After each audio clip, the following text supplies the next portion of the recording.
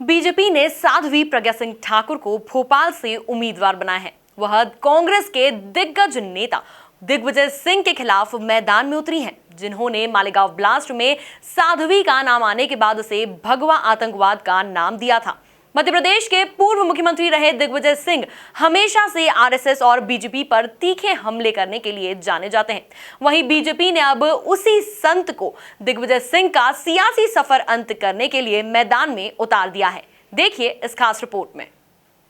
भोपाल 2019 के चुनावी युद्ध का सबसे दिलचस्प मैदान बन चुका है, क्योंकि एक तरफ कांग्रेस के वो दिग्विजय सिंह हैं जिन पर हिंदू आतंकवाद की थ्योरी गढ़ने का आरोप लगता रहा है, तो दूसरी तरफ बीजेपी से वो साध्वी प्रज्ञा ठाकुर हैं जिन्हें हिंदू आतंकवाद की थ्योरी का प्रतीक बनाया गया था। लेकिन 9 साल जेल में रहने के बाद वो जिस तरह से बाहर निकली और जिस तरह से हिंदू आतंक के तमाम केस कोर्ट में ढेर हो रहे हैं, फिर चाहे वो मालेगांव ब्लास्ट केस हो या फिर समझौता एक्सप्रेस ब्लास्ट केस हो, बीजेपी ने उस वक्त ही संकेत दे दिए थे कि वो हिंदू आतंकवाद की पंचर हुई थ्योरी को चुनावी मुद्दा बनाएगी, क्योंकि इस थ्योरी को यूपीए के राज में बहुत हवा दी गई थी और बीजेपी को अब इसके बहाने कांग्रेस को नए सिरे से घेरने का मौका भी मिला है। पार्टी में आंतरिक लोकतंत्र है। एक परिवार के रूप में हम सभी लोग मिलजुल कर काम करते हैं। भारतीय जनता पार्टी में सबको अपनी बात को कहने का, अपनी बात को रखने का अधिकार है।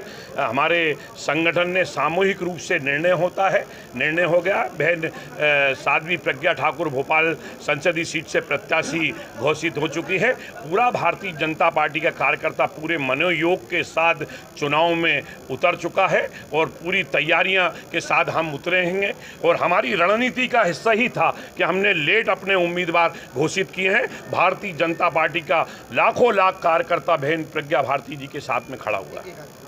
कयास तो ये भी लगाए जा रहे हैं कि जिस तरह उमा भारती ने दिग्विजय की कांग्रेस सरकार को उखाड़ फेंका था, क्या उसी तरह से साध्वी प्रज्ञा दिग्विजय की राजनीतिक आकांक्षा पर विराम लगा देंगी, क्योंकि साध्वी प्रज्ञा और उमा भारती में कई समानताएं हैं। दोनों का विवादों से नाता रहा है, दोनों का पहनावा भी एक ही तरह का है।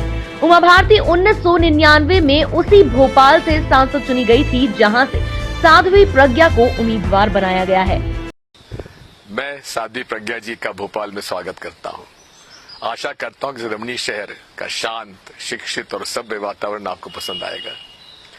मैं मां नर्मदा से साध्वी जी के लिए प्रार्थना करता हूं और नर्मदा जी से आशीर्वाद मांगता हूं कि हम सब सत्य, अहिंसा और धर्म की राह पर चल सकें। नर्मदे हर। साध्वी प्रज्ञा की भोपाल से उम्मीदवारी घोषित होने के बाद से ही दिग्विजय ने जिन सधे शब्दों में उनका स्वागत किया है, उससे ऐसा लग रहा है कि वह कोई भी ऐसी बात नहीं करना चाहते हैं जिससे साध्वी को फायदा मिले। ऐसा माना जा रहा है कि उमा भारती के बाद मध्य प्रदेश में बीजेपी को दूसरा फायर ब्रांड नेता मिल गया है। दिग्विजय सिंह की कभी कांग्रेस में तूती बोलती थी। वह 1993 से लेकर 2003 तक लगातार मध्य प्रदेश के मुख्यमंत्री रहे हैं, लेकिन 10 साल सीएम रहने के बाद भी एक साध्वी उमा भारती से दिग्विजय सिंह हार गए थे।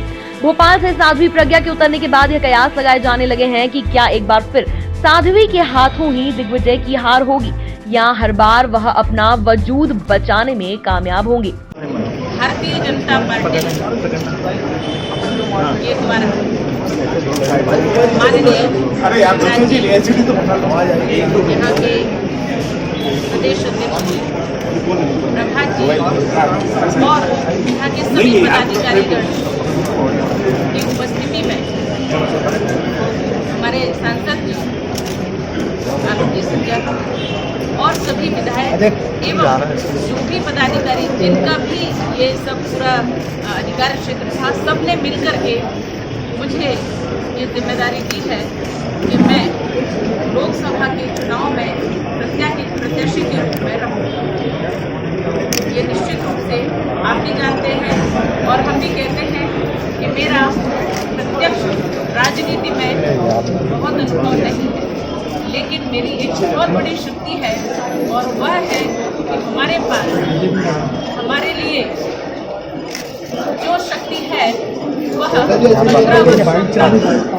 माननीय शिवराज जी मुख्यमंत्री के रूप में यहाँ रहे थे और उन्होंने जो प्रदेश को दिया है, आज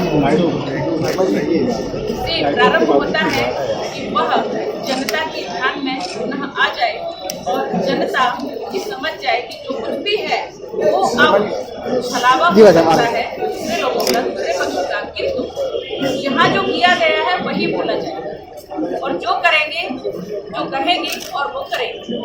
इसलिए आप सबके सहयोग से, सभी के अनुभवों का और सभी के एकजुट एक शक्ति के रूप में कार्य करते हुए और यहाँ से निश्चित रूप से विजय श्री प्राप्त लेकर के देश को सुरक्षित भी करेंगे और देश का विकास भी करेंगे और हम सब देश को समर्पित हैं। इसलिए हम राष्ट्र की अर्चना और वंदना जीवन भर करते रहेंगे। साध्वी प्रज्ञा ठाकुर भी उसी तरह की फायर ब्रांड नेता मानी जाती हैं जैसी उमा भारती मानी जाती रही हैं। उमा भारती भी भगवा वस्त्र धारण करती हैं और साध्वी प्रज्ञा ठाकुर का पहनावा भी ठीक वैसा ही है।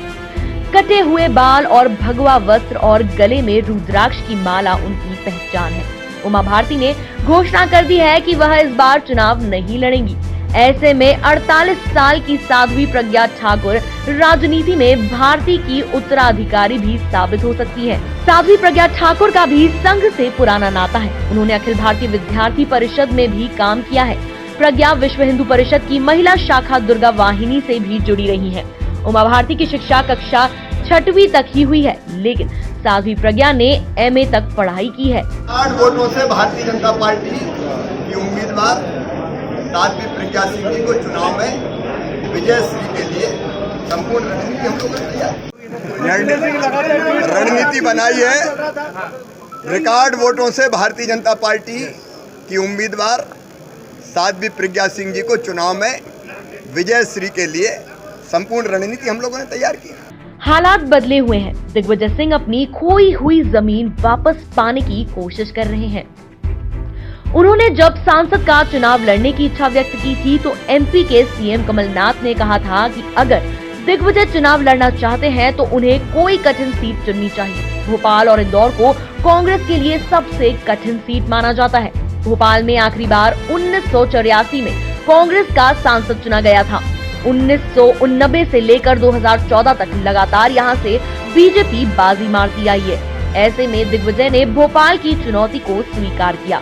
राजनीतिक जानकारों का मानना है कि अगर दिग्विजय सिंह यह लड़ाई जीत जाते हैं तो उन्हें मुख्य धारा में लाना पार्टी की मजबूरी होगी, लेकिन अगर साध्वी प्रज्ञा ठाकुर से हार जाते हैं तो फिर उन्हें अपनी जमीनी हासिल करने के